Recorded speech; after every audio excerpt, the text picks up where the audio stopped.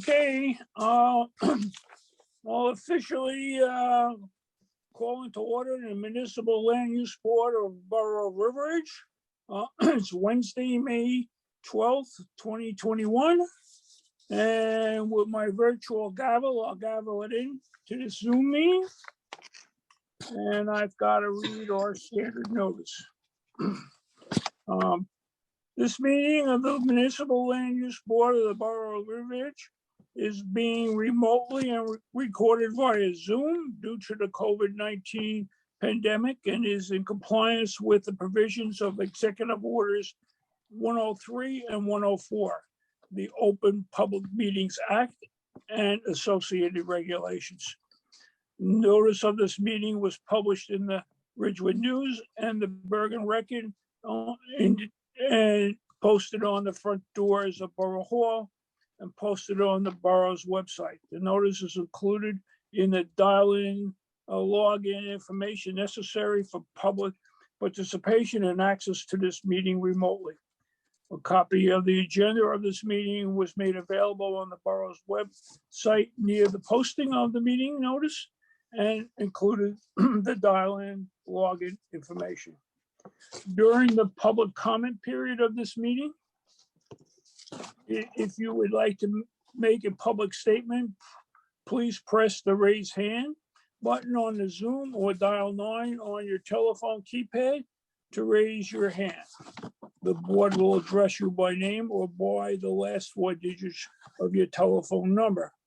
You may mute and unmute yourself by pressing the microphone icon on the Zoom or dialing 6 on your telephone keypad. You must state your name and address prior to making a public comment. Members of the public are permitted to submit written comments prior to the meeting and via mail or email, which will be read during the public comment period. All right, having done that, can we have a roll call, please? Yes. Mr. Mayor? Here. Mr. Caslin is absent tonight. Ms. Boland? Here. Mr. Merman? Here. Mr. Grasso? Oh, I don't see him on right now. He's absent so far. Mr. Cray? I also don't see Mr. Cray tonight. Mr. Arkelian? Here. Councilman Kinigo? Here. Mr. Gibbons? Here. Mr. Pfeffer? Mr. Pfeffer looks like he's absent tonight, and Mr. Esposito. Here. Okay, Okay, so we'll have to seat one alternate, Gary Esposito. And do we have a quorum? yes, we do. Okay, great. Can you just call Tom Barron and make sure he's recorded as being here? Yes, Mr. Behrens is also present on the meeting tonight. And I believe Mr. Costa has been excused for the meeting, correct? Yes, Okay, great. And we have you. Wonderful. yes. Okay, that's the best part. Great. Okay, a couple of quick notices. Some of you know, and some of us didn't until shortly. And I'm not certain all the public members might be aware that we with great regret, announce the parting of Ed Lane, who is a former planning board member and also a member of the Borough Council. Ed contributed quite a bit to the borough, and I was fortunate enough to know and work with him. Ed is also the father-in-law of our chairman, Chris Caslin, and Ed will be sorely missed. So please keep Ed in your mind and prayers, and we extend our regrets to both families. Mr. Mayor, would you like to make a comment perhaps? I would, Mr. Merman. We offered a moment of silence for Ed Lane and for Sergeant Cheevers at the council. And we asked if we could offer a moment of silence for both of them, both sons of River Edge, both giving tirelessly to our town. Ed's years of service on the planning board and on the council was a gift of generosity and faith in the people and the lifeblood of River Edge. And so let's pause for a moment and reflect on him and perhaps offer a silent prayer up for the repose of his soul.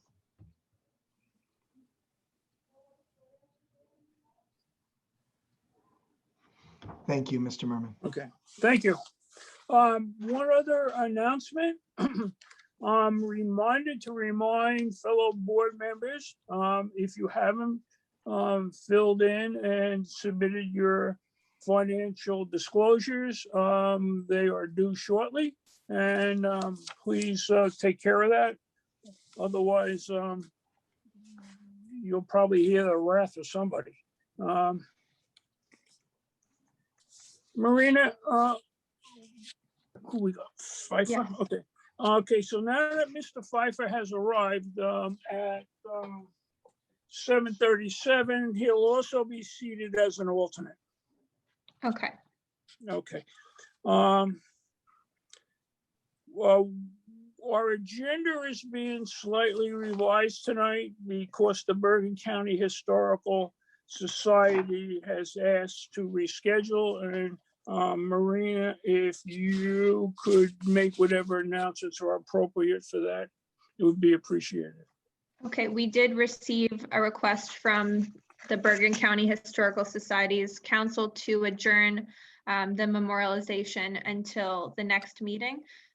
So we're going to make an announcement right now that the memorialization for the Bergen County Historical Society, address 1201 to 1209 Main Street, block 1304 lots 2 and 3, block 1303 lot 2, block 1305 lot 1, and block 1306 lot 4 will be carried to the May 28th, 2021 meeting of the Borough of River Edge Municipal Land Use Board.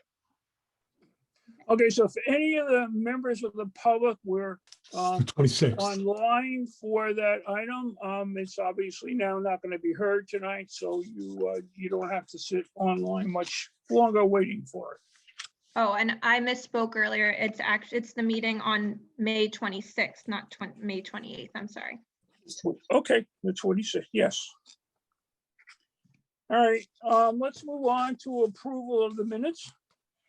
We have the Zoom meeting minutes of April 14th to review and approve. Does anybody have any comments on that? Okay, not hearing any. I do have a one, and it's a very small typo. But in this particular case, I think it might be important. Over on page 5, the second and third entry, it starts with Charles Sarlo Esquire. If you go down to the next to last sentence, Mr. Sarlo says, these are 2 T variances, T as in the letter T, and that T should be a C. Since variances are designated by alphabet, I think that should be important. So if that's acceptable, we'll have a motion and a second to accept those. So move to accept. I'll second. Thank you. All right, moving right along here. Oh, and just a voice vote on that? Oh, yes, I'm sorry. Yes, we need a roll call Okay, we can do roll call. Mr. Mayor, Yes. Ms. Boland, Yes. Mr. Merman, vote. Yes, Mr. Grosso is absent, Mr. Cray is absent. Mr. Arkelian, Yes. Councilman Kanigo, Yes. Mr. Gibbons, Yes. Mr. Pfeffer, Yes. Mr. Esposito. Yes. Okay, the motion passes. Okay, under correspondence, we have none, but we have, I guess it could be called correspondence. We received a ordinance from the mayor and council to review. It's ordinance number 21-15, cannabis business within River Edge. The ordinance was introduced at a regular meeting of the mayor and council held Monday, April 26th. The land use board is to review and submit comments, if any, to the mayor and council by no later than Thursday, June 10th. A public hearing on the ordinance will be held on Monday, June 14th at 6:30. Marina, could you read or discuss this item for us, please? Yes, so this ordinance would be prohibiting the operation of any class of cannabis businesses within the borough. And since this prohibition would affect the zoning regulations in the borough, the governing body has asked the land use board to review to make sure that they approve of these changes. And there are 6 classes of cannabis businesses which would be permitted under the new cannabis laws that were enacted in New Jersey in February. The 6 types are cultivator, manufacturer, wholesaler, distributor, retailer, and delivery. The borough would be prohibiting all of the classes of businesses to operate within the borough of River Edge, with one exception that businesses that are licensed for delivery would be able to deliver to addresses in the borough, but they couldn't operate their business in the borough. So if there is a business in a neighboring town that had delivery service, you could request them to deliver to your address in River Edge, but they can't have a physical business in the borough. So if the board would want to approve the or provide any recommendations, I'll be drafting a resolution about to then submit to the governing body. And I don't know if Tom had any input into the ordinance or. Well, has I was any just, further- as a technical matter, I was just going to ask whether or not the board has to formally, do a master plan consistency review of the ordinance, being that it pertains to land use. And it could just simply be a statement from the board that says that this ordinance is not inconsistent with the borough's master plan. I think just to cover our bases, that would be Yeah, sufficient. that's what we would want to do. So make a determination tonight whether this ordinance would be consistent or I think the technical word is not inconsistent with the borough's master plan. And then we'd put any other additional recommendations in the resolution to give to the governing body. Okay, so if we're ready for discussion, Mr. Alikalian, looks like you're up first.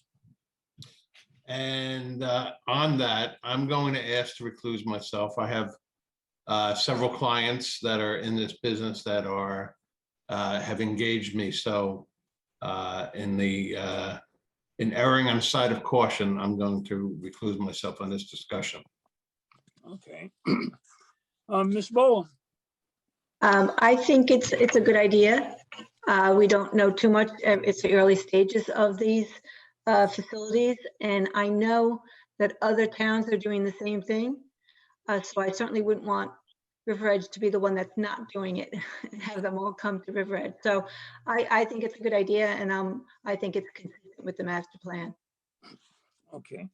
Is Mr. Grasso with us? No, I think No. he's absent, right? Mr. Gibbons, any comments? No, I'm all for, what we're doing. I've just one question I do have is, do we have any other towns that have passed these things so far as some sort of guidance as to how they're handling it? Or is it pretty, from a legal standpoint, is it pretty straightforward of just prohibiting it? Can I chime in here? Whoever. Yeah, all right. I'm head of the cannabis committee here in town. And we are currently investigating and getting answers to all these and many more questions. The prudent course of action for now is to pass an ordinance prohibiting, because if we take no action, then all licenses will be allowed. If we take an action and prohibit some of them, those will be prohibited, but then the rest, or even a single one, would be allowed, and we would not be able to change our mind for 2 years. However, by passing this ordinance, we are then able to go and revisit at any point and decide whether down the line we want to change our mind and allow one or more than one. In our town, really, we're talking about retail is what we're talking about, because we just don't have the space for cultivation, warehousing, distribution, and so forth. But the council felt it was most prudent to take this course of action at this time, while we not only see what other towns do, but we do our own research and decide for ourselves what is best for us. Realistically speaking, it is highly unlikely that we would get any licenses in any event. They are limited by the state, and it is more than likely that one of our neighboring communities, be it Paramus or Hackensack or some of the bigger towns, will be vying for these licenses, because from what we understand, they are cash cows for the municipality. So in any event, what we have before you right now is this one that prohibits everything. And Mr. Behrens is absolutely correct. We do have to address its implications with the master plan. And it is good that we're thinking in those terms. Perfect. Thank you, Okay. Councilman. I have no issue. Mayor, do you have any comments, Mr. Mayor? Yes, just a couple Oh, of, I'm sorry, I skipped Michael Cray, my ahead, go ahead. mistake. Mr. Oh, Cray, Mr. think he's Cray here. is not here tonight. he's not here, okay, Mr. Mayor, now's your turn. Okay. So a couple of things. The delivery license is not being prohibited because it wouldn't be occurring in town, as our attorney said, and Mr. Bering said that, but it is against the law to prohibit a delivery within anywhere in New Jersey. So that's one of the things we should know. Second thing is, as Council President Kinigo said, the town's is researching the idea. We're going to go visit a site. And we may or may not consider licenses that might work for River Edge. But we want to hear from the public. We want to hear from the Land Use Board before we would move to permit. And as Councilman Kinigo did say, and I just want to reinforce, we're doing this proactively because the law requires us to be proactive in prohibiting. Because if a business did establish itself, they would automatically become grandfathered. And yeah, even after the 2-year period, it would be, I believe it would be legally impossible to remove them. This is, we think, we've gotten legal advice from Mr. Sarlo, our borough attorney. This is the best course of action for River Edge, and most small towns in Bergen County are doing something similar. Okay, thank you. Mr. Councilman Kinigo, have anything else to add? No, that's it. I think everything's been voiced perfectly so far. And, thank you for considering this. All right. Mr. Pfeffer, So just a point of clarification. At this point, the only thing that we're considering is whether to authorize a review of the master plan. Is that right? Or is it broader than that? It's to make a determination as to whether or not this ordinance is not inconsistent with the master plan. I know that's a double negative, but that's the terminology. Okay, but that would require a review of the master plan, right?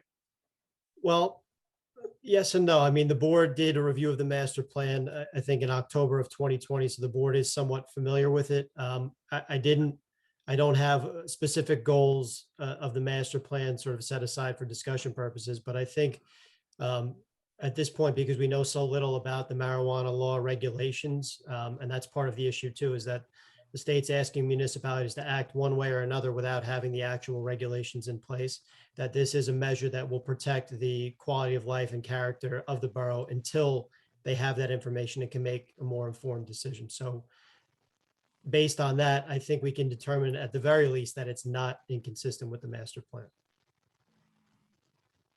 All right. I mean, I have some difficulty with that. I don't know that we can say I mean, as much as I, trust the judgment of the people on this board who are more experienced with the master plan than I am, not having directly reviewed the master plan myself on this particular question, I would have a problem just deciding tonight that it's not inconsistent with the master plan.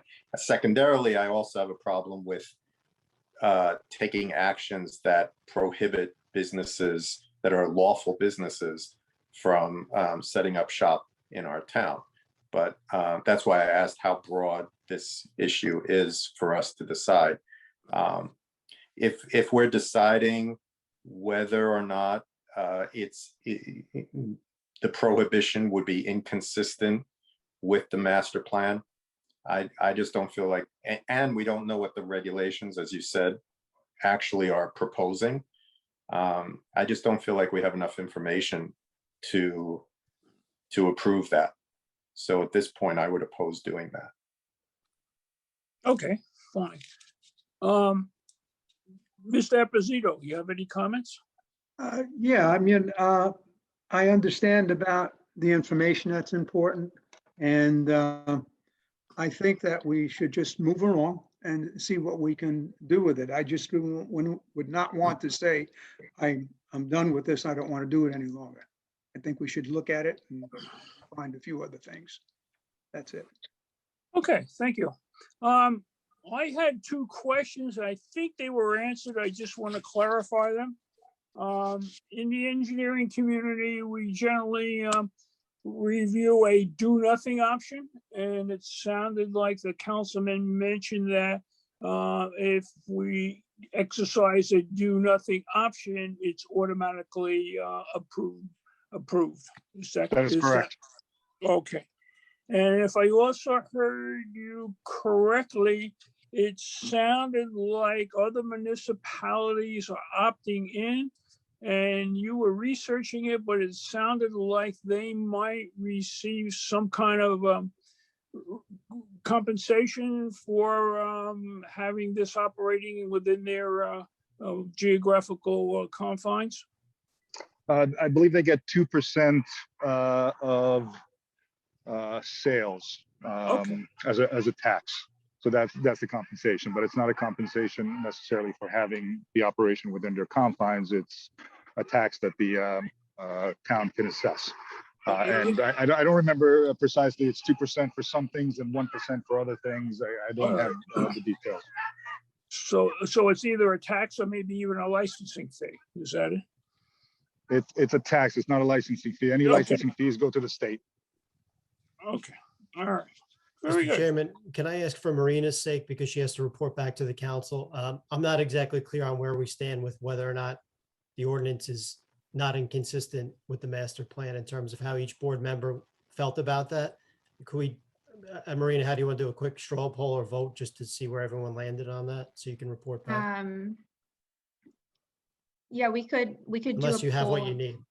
We could do it well, we'll have to take a vote, and people can, if they would like, they can vote against whatever the motion is.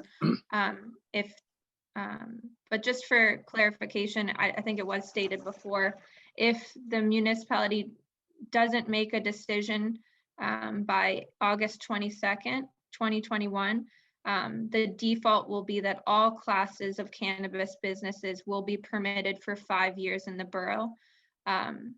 Just as a point of clarification, but if the borough does make a decision just to prohibit now, they can change their mind once more information is provided to us from the state. Yeah, let me chime in again here because I just want to be clear. We are not making a decision as to the permanent status here, Mr. Pfeffer, just so you understand. We are taking our time, which we do not have much of under the statute, and by putting this ordinance into effect, it will allow us to actually study the statute, understand what the regulations are as they come out, because they are coming out and they're not fully out yet. But if we take no action or if we don't do something, can you still hear me? Yeah, Yeah. Yes. Okay, I'm sorry. If we take no action or we don't do something, then all businesses will be allowed, as Marina said, for 5 years, and we will have absolutely no ability to stop anything. So, I- you know, Can I ask you a question? Sure. Question. When you say if we take no action, I'm assuming you're not saying if we take no action tonight. If we don't take action by the August deadline, then we are precluded, correct? Well, the additional clarification is that the Borough Council passed this ordinance. And they asked the Land Use Board to review the ordinance for consistency with the master plan. If the board doesn't provide its report to the governing body within 35 days or by, what was the date? By June 10th, then the governing body can make their determinations without any input from this board. So that's why we wanted to discuss this tonight. But would that then preclude us from taking a position on the ordinance? The board, well, the governing body wouldn't have to consider any of the board's recommendations if the recommendations aren't sent within that time period. Yeah. So it seems to me, and I'm not trying to, belabor this if everyone else is ready to vote, but I'll just say this one last thing. It seems to me that if we have till June 10th or whatever that date was in June, that would give us enough time to study the master plan with a view towards this particular question. So, that would be my position. And my conclusion might be that it's not inconsistent with the master plan, but I just don't feel like we have enough information. And possibly we might be able to get more information about the regulations so that we would be making a more informed decision. I will say this, you will not be getting much more information before the next meeting as to the regulations. The regulations will be put into effect over the course of the next several months and perhaps even years. So I don't think that waiting for that is going to make a difference to you. We have our planner's recommendation, and most of the time that is something that weighs very heavily in favor or against when that is the case, as it is here. But of course, it's up to this board to make your own decisions. Thank you. And just, Okay. We do have a board meeting again on May 26th and I believe on June 9th, which would be before the 10th, but. well, I'd like to act on this tonight. Okay. Since I'm chairing the meeting, I believe we should act on it tonight, pass it on to the mayor and council. They're only basically asking us for our opinion. Now, we're gonna need a motion. Now, Marina, I guess the motion should basically just say that we reviewed this and the board finds it not inconsistent with the master plan. And then we'll probably take a roll call vote. And those people who want to vote for or against or abstain will have that choice. Yeah, yes, we can do that. And whatever explanations are provided for each individual member's vote, I can include that in the resolution as well. Fine. Okay. Now I need somebody to make a resolution to that extent.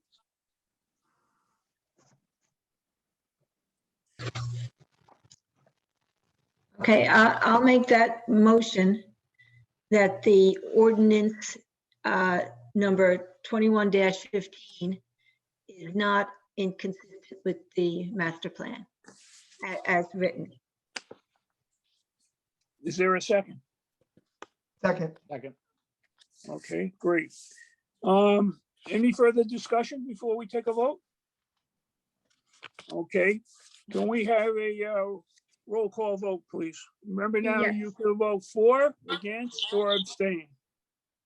Okay. Mr. Mayor, So I just want to make sure everybody understands what we're voting. We're voting on yes means that we agree that it's not inconsistent, which means consistent, and no means we think it's inconsistent. Correct? Yes. Yes. Not really, though. If for example, I vote against, it just doesn't mean that we feel that it's inconsistent or not inconsistent. You would abstain. No, if I vote against, it means that I'm not supporting a motion. I'm not supporting a motion that says that it's not inconsistent. According to Robert's rules, you are correct. Okay. Yeah. Because of the way it's phrased. Yeah. Yeah. True. So my answer was yes. Okay. Ms. Boland, Yes. Mr. Merman, Yes, Mr. Arkelian is, he is abstaining from this vote no, he's recused. or recused. Okay. Councilman Kinigo, Yes. Mr. Gibbons, Yes. Mr. Pfeffer, No. Mr. Esposito. Yes. Okay, Okay, the folks, motion does pass. all right. And you'll draft a, I guess, a notice back to the mayor and council of our findings to make it Yes. official? Okay. All right. I think we could have had 2 days worth of discussion on this whole topic. All right, let's move along here. We have approval of the minutes. And the minute, no, excuse I me. was taking care Well, of. we got a resolution. All right. Yes, We have a resolution granting the variances, which were for front yard setback, minimum rear yard setback, front and the front porch encroachment. And this is the Dominic and Francine Monfo at 332 Van Zorn Drive in River Edge, which is block 1107, lot 36. Did any of the board comments, any of the board members have comments or discussion on this resolution as it's written? Okay.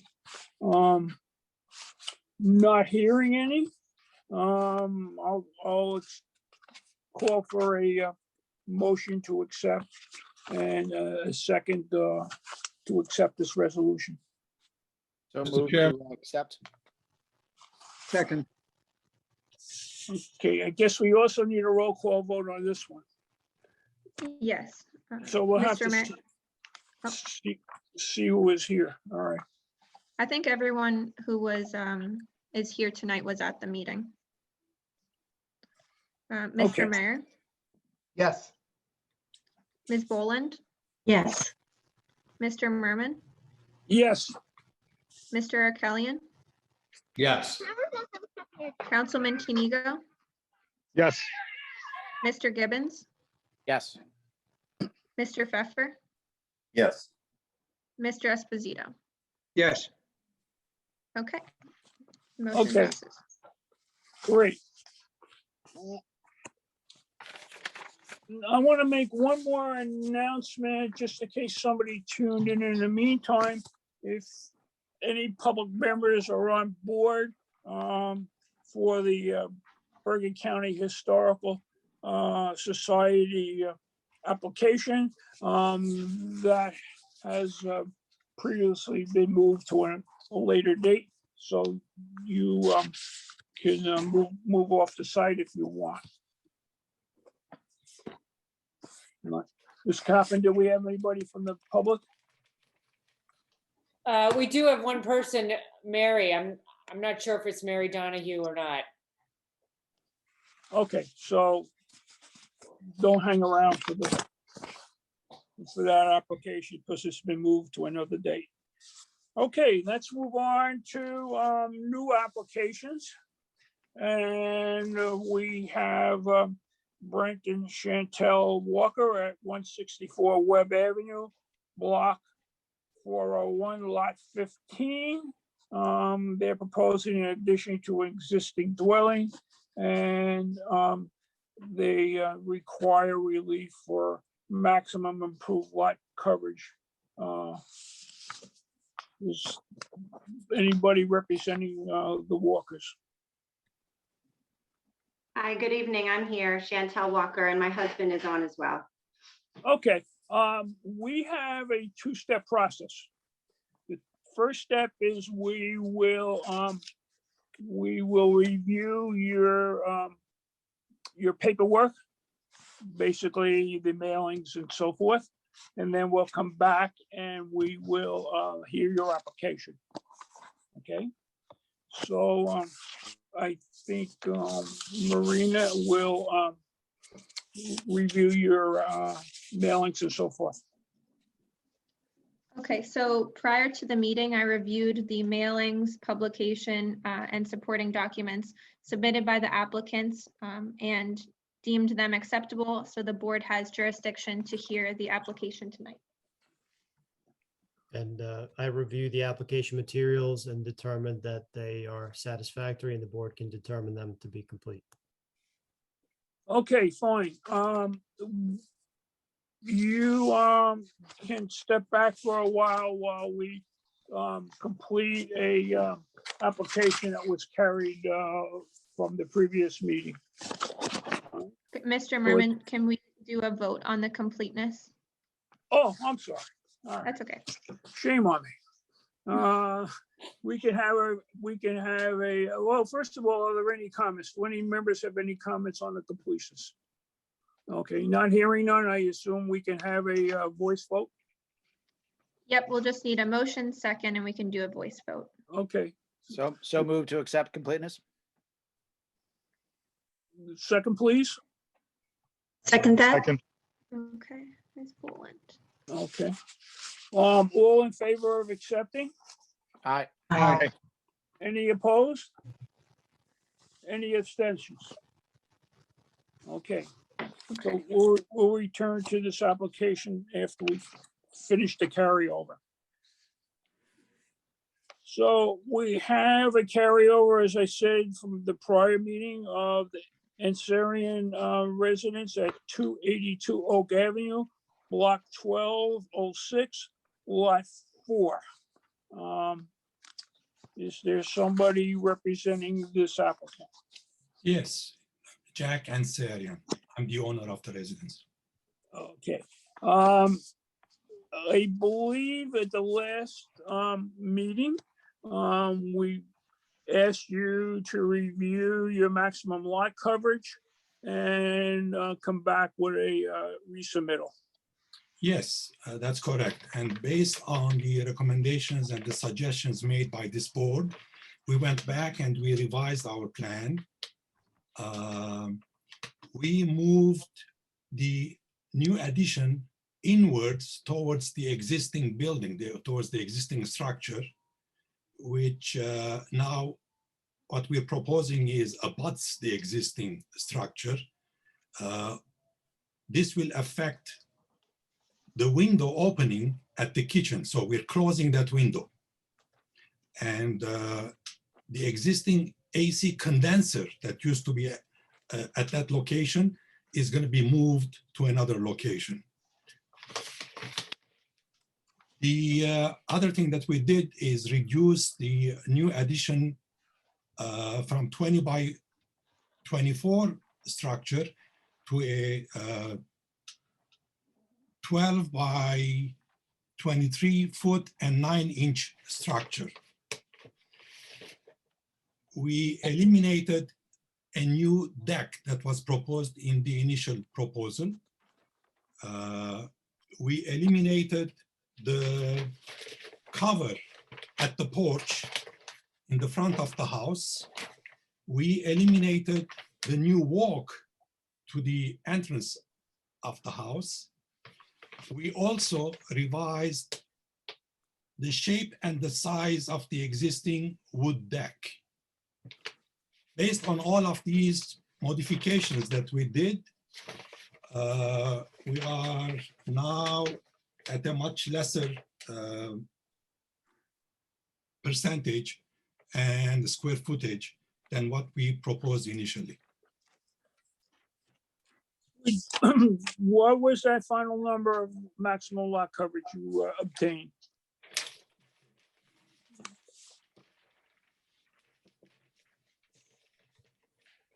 I think it looks like you were down to 39.5. Is that correct? That's correct.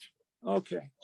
Okay. And by the way, based on this, we now need only 2 variances, not 3. Okay. All right, very good. Mr. Barons, you want to comment on this revised drawing and the reduction of the maximum improved lot coverage? Sure, I don't have a whole lot to add, but as was stated, the one-story addition for the bedroom was substantially reduced in size, and the applicants made an effort to reduce the size of the existing deck. The prior approval had a improved lot coverage of 43.4%, and it's been revised down to 39.5%. And the second variance of lot coverage, where it was at 34.6%, has been reduced to 31.5%. So I'll ask the applicant, do you feel like your plan as proposed is more in keeping with the surrounding neighborhood? Yes, I believe so. I have nothing further, Mr. Chairman. Okay. All right, not hearing anything further from you. Let's go and get some board comments. Mr. Arakalian. I'm sorry, Mr. Merman, just for the record, before we start with the questions, the applicant, Mr. Ansarian, was sworn at the prior meeting, and so everything he's testified to today is also under oath. And for the record, the applicant's architect is also present at the meeting and was duly sworn at the last meeting if he needs to testify tonight. Okay. Do you have your architect here tonight to add anything to your comments or revise? I'm here. I think Okay. I'm here. Mr. Ansarian did a good job presenting the differences, and Mr. Barron's also identified the actual reductions. To reiterate, we substantially reduced it. The building coverage went down from 34.6 to 31.5. That's almost 300 square feet reduction, and the improved coverage went from 43.4 to 39.5, that's also 370 square feet of reduction. So I think that's been clearly stated. Okay, very good. Now we'll try to get some board comments.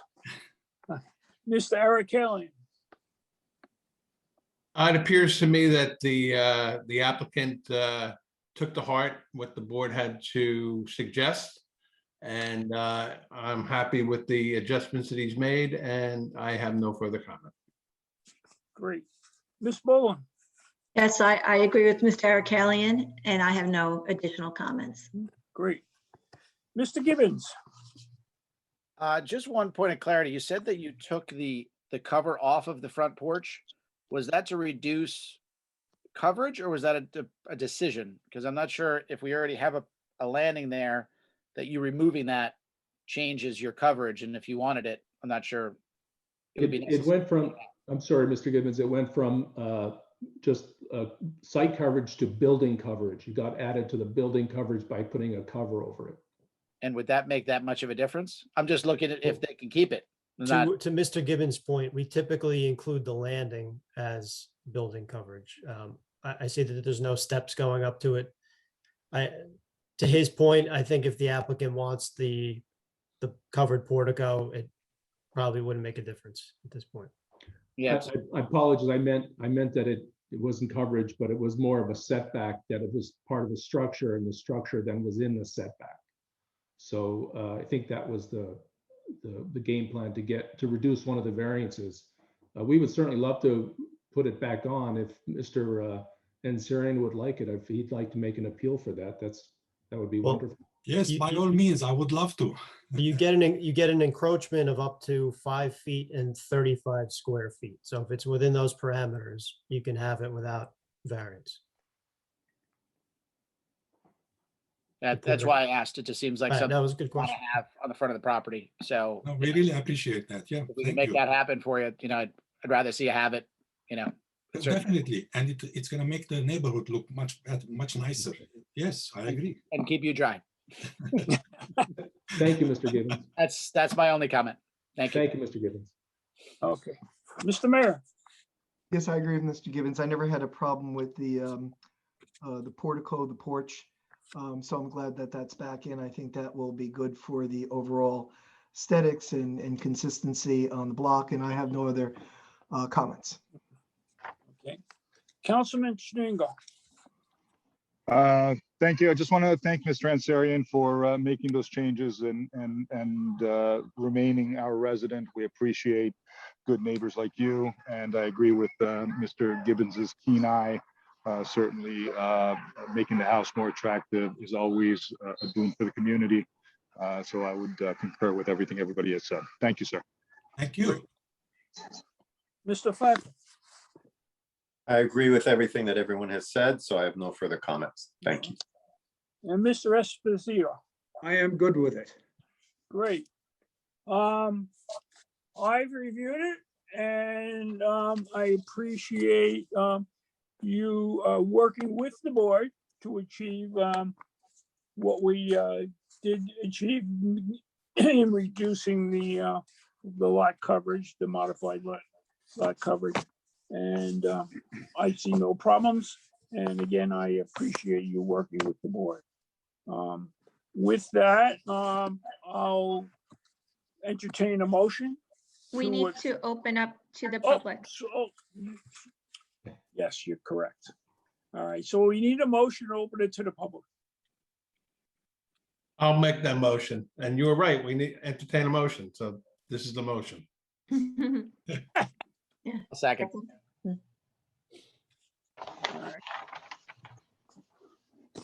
So let's I have a voice vote on the motion to open to the public. All in favor? Aye. Aye. Aye. Opposed? Abstentions? Okay, we're open to the public. Are there any public members? dialed in? There is one person, so if you have any questions, either raise your hand or type the question in the chat box and I'll allow you to speak. Okay, 1 second. no indication. No indication. Okay, then we'll have a motion to close the portion to the public. Motion to close.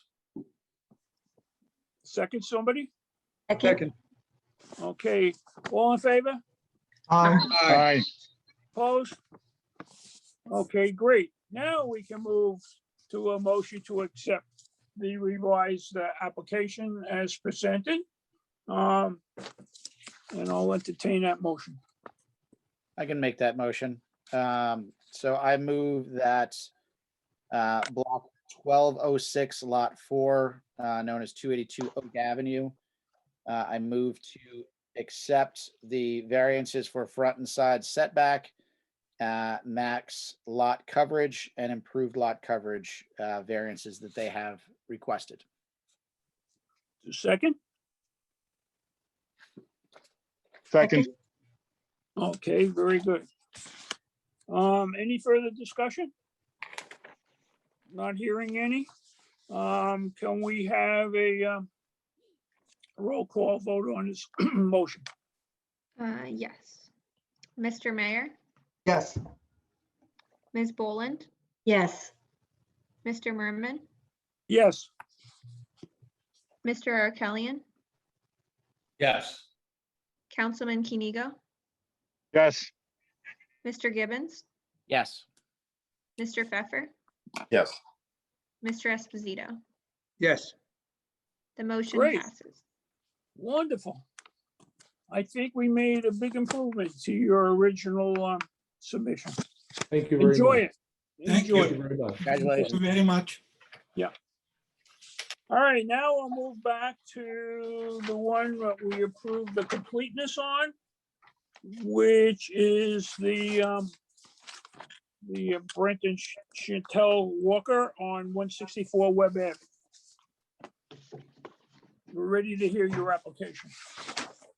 Okay, and just before we get started, Mr. and Mrs. Walker, I'll have to swear you in to provide testimony.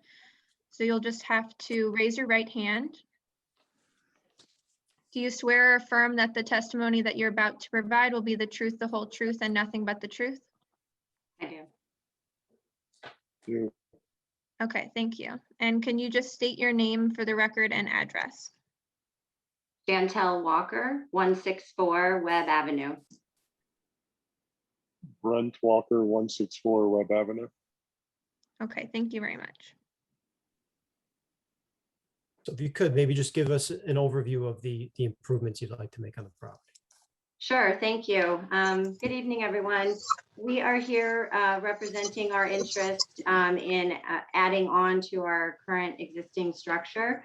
I think that in review of the application, you see that the dwelling itself is not increasing in its footprint. We're looking to go from 1.5 stories to 2.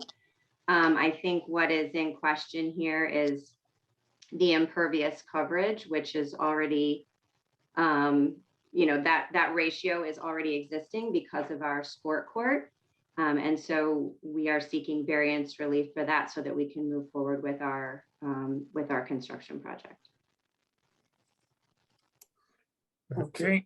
So Tom Behrens, I'm planner. I'll chime in. So as Ms. Walker correctly stated, the application's for essentially a second floor addition to an existing first floor portion of the dwelling, the rear portion of the dwelling, which will not impact the footprint of the building.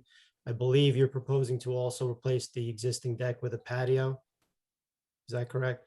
So when we do our zoning reviews, essentially, we look at the totality of the property, and it happened to be that the existing condition was such that the impervious coverage was not in compliance. And because of the conversion of the deck to the patio, that triggered the need for variance relief. And so when we did our estimates of what the impervious coverage was, the existing and proposed happens to be about the same, and we've calculated that at 41.7%. And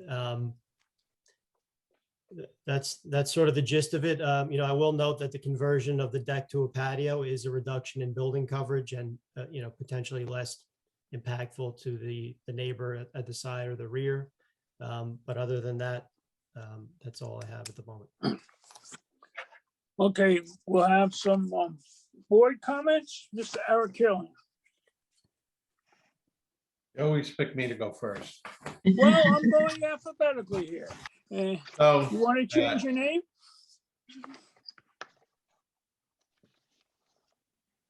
Sorry, I had to unmute myself. So I had a question about, obviously, about the basketball court. Mm-hmm. Was that part of a variance that was issued before, or where did it come from? No, that was not a previous variance. The materials for that court are, I actually have a photo, if perhaps I could screen share, that might give everybody a better idea of the surface of the court. Am I allowed to do that in this? You sure? Yeah, you can. We'll just mark the photograph as an exhibit. We'll do exhibit A1. Okay.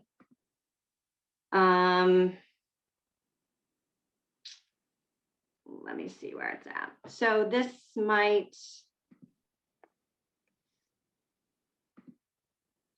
be helpful. So this is the court. If you see close up these tiles, and my husband could probably explain a little bit more about what the tiles are made of, but they are porous. They have holes to drain quickly. The sort of underneath that is simply sand and some quarry process with the tiles laid over them. And these are our kids enjoying, or at least a couple of our kids enjoying the fun. I do have a picture of the tile itself. In essence, when we put the court in, we didn't realize it was problematic because it is the tiles have holes in them and it was just sand underneath, sand and quarry process underneath. So we didn't realize we had to have a variance for something like that.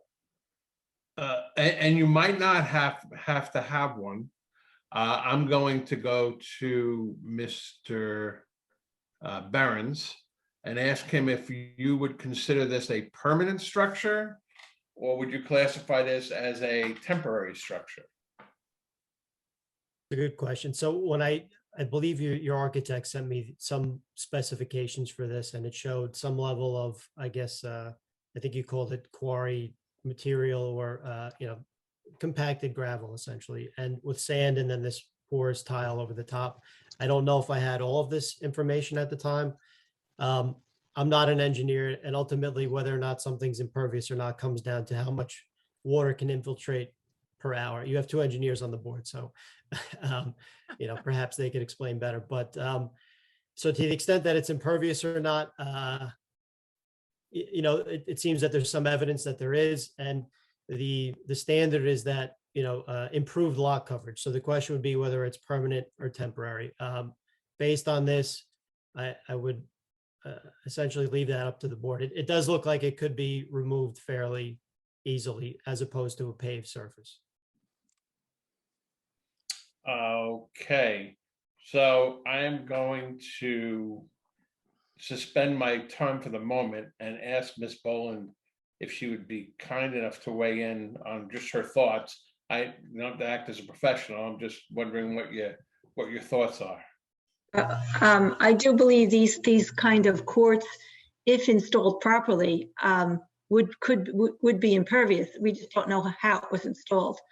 But my question as far as coverage for definition for the town, is it all based on impervious, or is it just coverage? Well, the term is improved lot coverage. So correct. It's not necessarily impervious. So to Jim's point, the question would be whether or not this represents a temporary or permanent structure. And I suppose there's a case to be made in either event. You have the applicant here, so it may, if the board finds it temporary or even permanent and is okay with it, then it might be beneficial to them to entertain the variance relief. I would just say that if the board is comfortable with granting it, it is a high percentage that we're typically not comfortable with, especially for lots that are not undersized. In this case, this lot is not. It's 8,500 square feet. I would want some sort of stipulation that the variance doesn't actually go with the property. Typically, if you approve a lot coverage at 41.7%, they can, your lot coverage, they can do whatever they want. I would say that if we're comfortable with it, that it would only be permitted because of a sport court, and that it could not be replaced with something else in the future. Thank you, Ms. Boland. So with that said, I give it a big shoulder shrug. I'm not exactly sure how this affects coverage, and as Ms. Boland said, the 41.7% is a little bit over what we typically are comfortable with, but because this is a kind of special situation, I'm going to pass this on to the other board members and hear what they have to say. Okay. Ms. Boland, do you care to add anything further since you're up next? No, I don't think so. I'll wait and see what everyone says, and if I think of anything. Thank you. All right. Mr. Gibbons. So just to be clear, I'm looking at the first page of your architectural drawing. So basically the coverage of the property is not changing at all. Correct. So the building, actual footprint of the building itself is staying the same. You're just going over it. That's correct.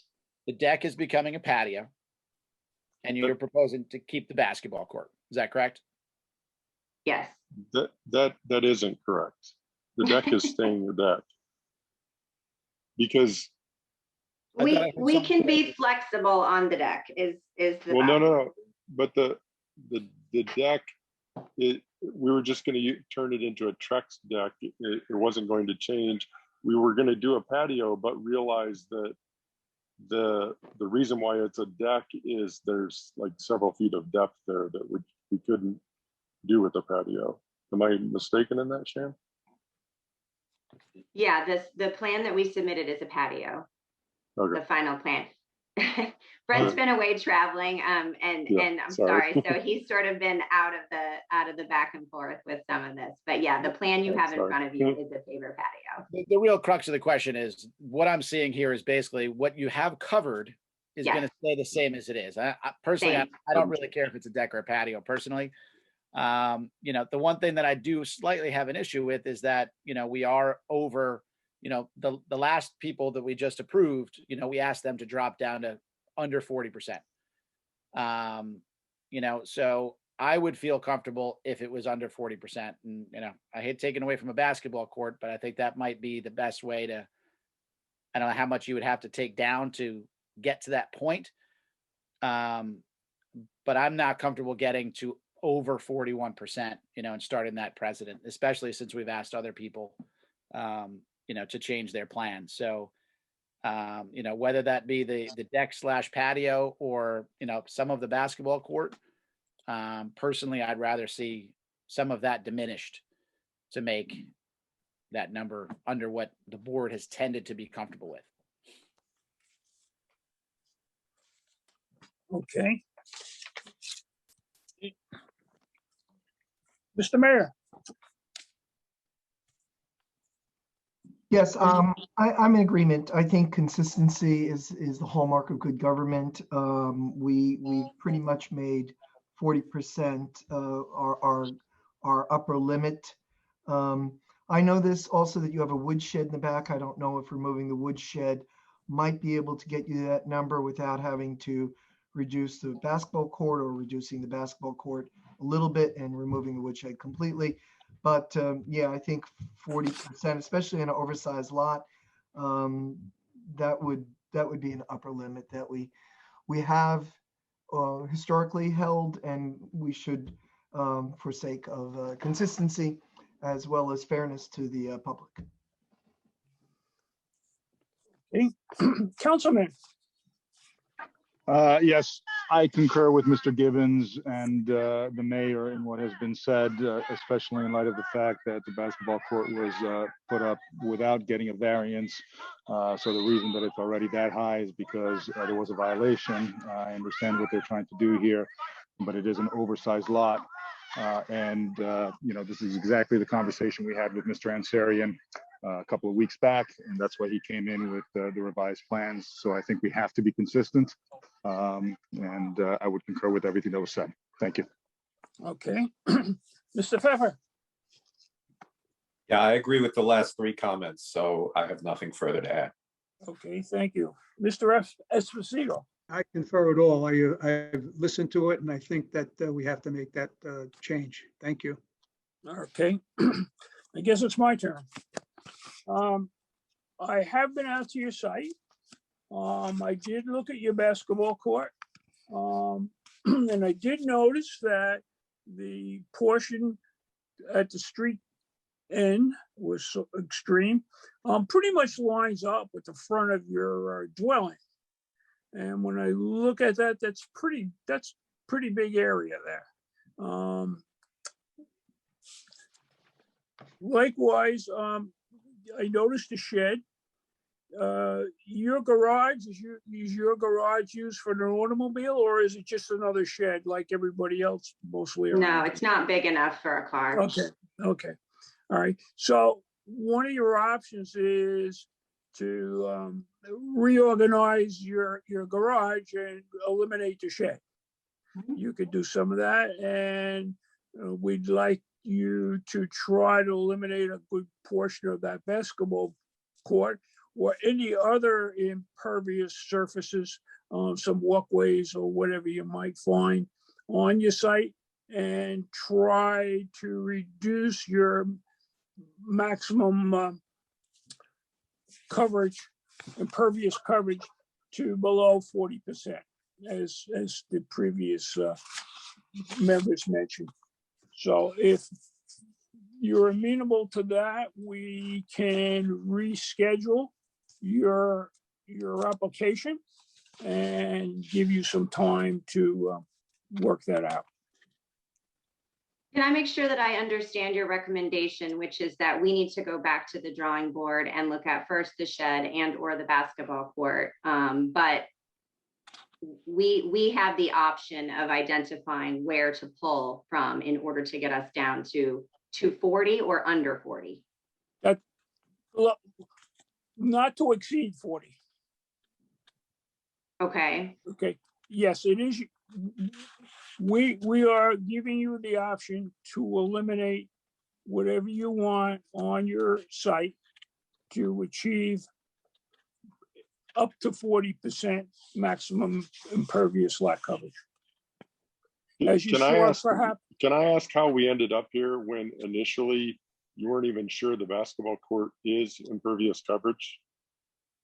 well, Mr. Eric Killian asked for engineering approval of the two engineers on the board. I'm that other engineer. And I think, as an engineer, that while it does permit some water to pass through, that it appears to be permanent as opposed to not being permanent. And that was one of the questions he raised.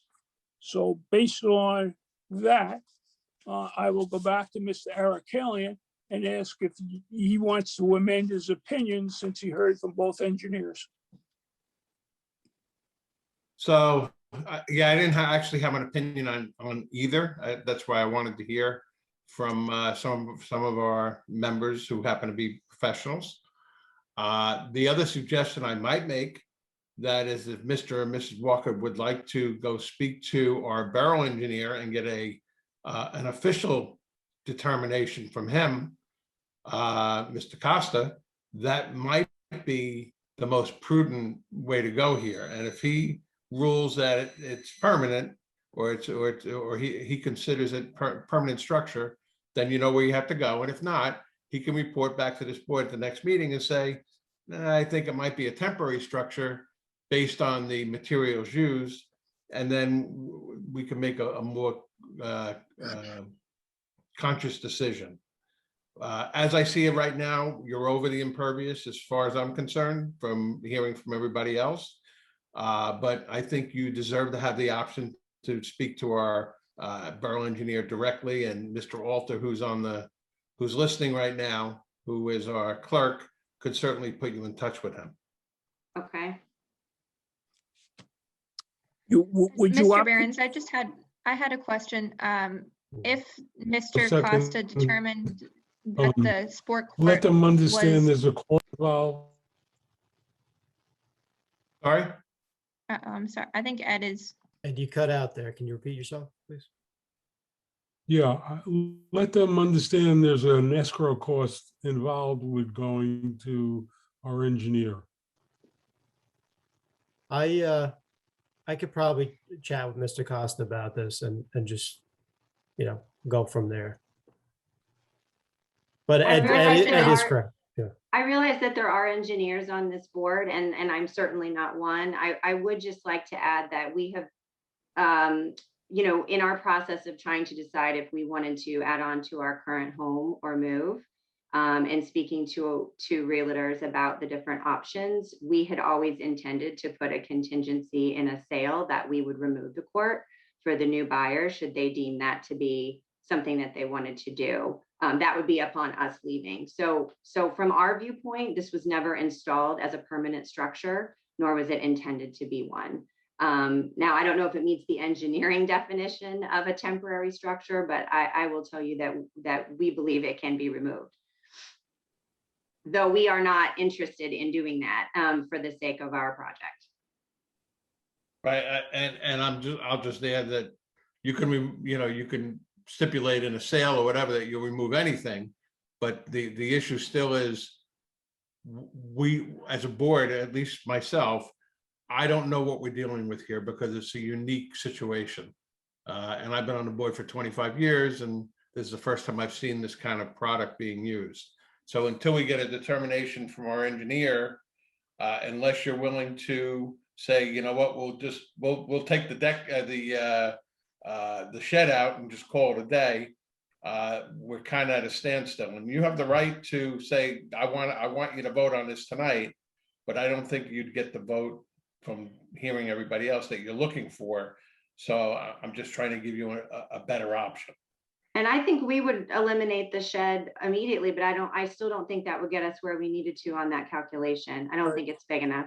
I mean, I'm no architect or engineer, but I just did the math. If it is an 8,500 square foot lot, I think we're talking about 144 and a half square feet. Tom, you might be able to, I mean, Right, give or take, yeah.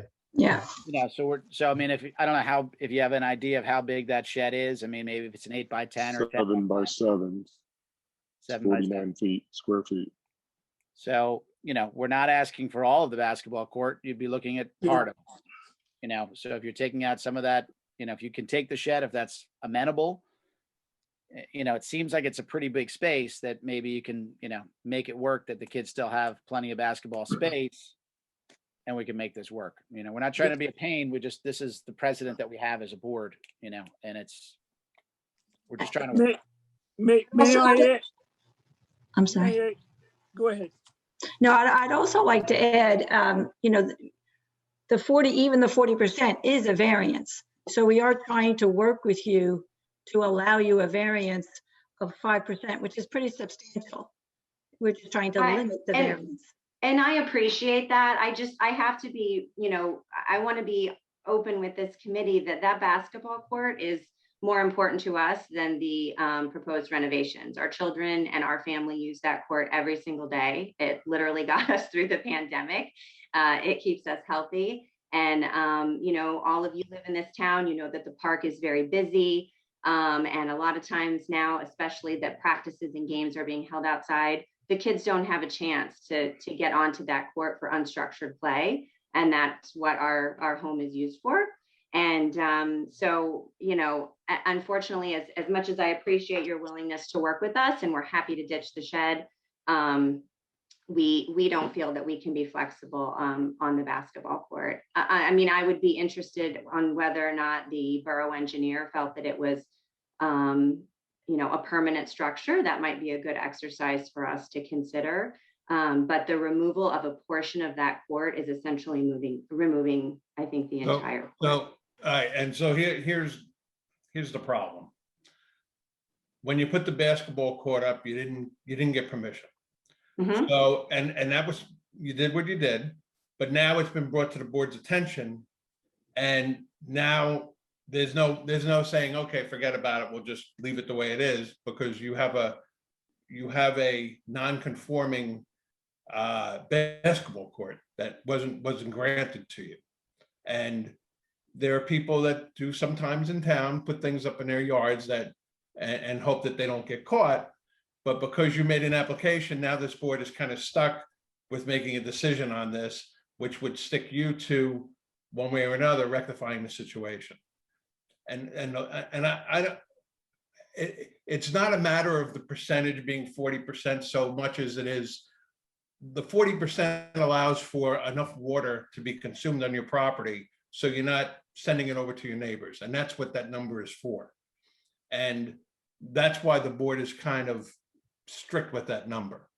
So I don't want to back you into a corner, but because you've made application to this board, now the board is aware of it, which means the borough's aware of it, and they're going to have to act on it. And what does that mean, having to act on it? Mr. Behrens, you're the zoning officer. Well, Basically, what it means is we either approve or disapprove the application. It's as simple as that. correct. The application, the board has the application before it to decide on or not to decide on. If the board wants, we can review to see, you know, whether the impervious qualities or not, and whether or not it is in fact temporary in nature. That's up to the board if they want us to do that. If not, if the board you know, wants to just call it what it is and move on with the percentage and move forward that way, we can deal with it that way and see if the shed gets us there or some other means. I do not believe the shed will get them there. It's 52 square feet. There'd be about approximately another 100 square feet that might have to come off of the patio versus the basketball court to bring them down to just under 40%. We want to make this work. Actually, I think the basketball court looks cool. But we need to be able to make this work because we just, as you saw, had an applicant right before you who had to make adjustments to his property. And unfortunately, you're following him.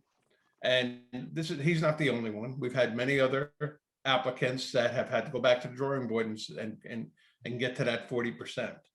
I don't know how you get to that 40%. I'm not an engineer, but as a member, and again, listening to the other members of the board, I would venture to say that if you wanted us to vote on this tonight at the percentages that are there, you probably would not be very pleased with the outcome.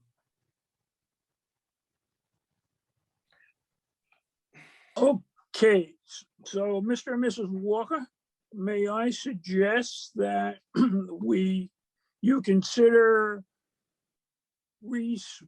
rescheduling this application for another meeting. In the meantime, you could have a discussion, or Mr. Barron's could have a discussion with the borough engineer, and you could consider his findings or some means of reduction of the impervious square footage besides the shed or a portion of the basketball court or whatever you could find. Would you be amenable to that? Yeah, how do we get in touch with the borough engineer Well, to? I think I would suggest that Mr. Barron's the planner and Mr. Costa have a discussion. He might somehow include you folks on that. You could make a Zoom or a conference call or something. Okay. We really would like to make this work like we did with the previous application. All right. And we want to give you a chance to try to sort that out. So the next meeting is going to be very, very full.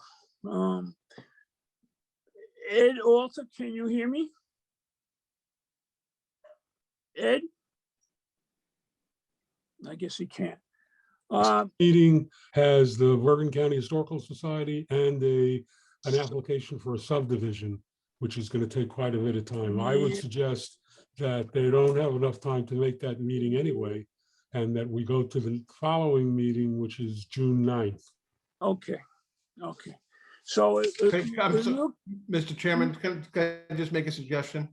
If Mr. Barron's makes the call to Mr. Costa tomorrow, and Mr. Costa runs out there and takes a look and deems it to be more of a temporary structure than a permanent structure, we would have enough time. They won't have to renotice. We can get them in for the next meeting so they don't have to wait, especially with building costs and everything skyrocketing. I don't want to make them wait.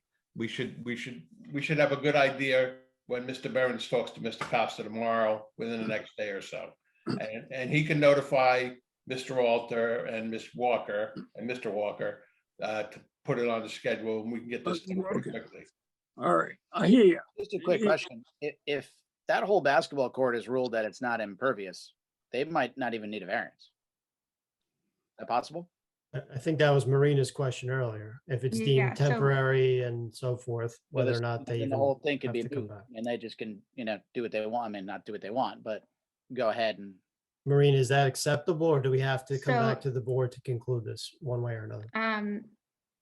If the applicants choose to put this on hold for tonight and the determination is made by the board engineer, preferably something in writing saying that this is just a temporary structure, then I don't believe it would require a variance. And so the applicant could then just pull the application and the board wouldn't have to make a decision.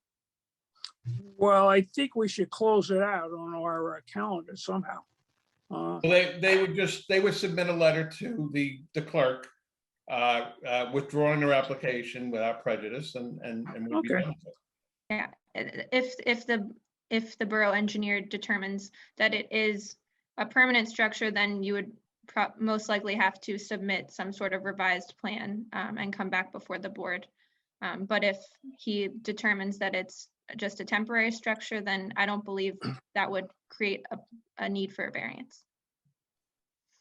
Okay, And I will need to renotice all of my neighbors no, No, with No. certified mail. No, No, we can carry it to tonight we can carry it to the May 26th meeting just by on the record tonight. And then at the next meeting, if you have already resolved the issue, we'll make a call at the next meeting, either to carry it again or to say that everything's been closed out. Okay. If that makes sense. all right.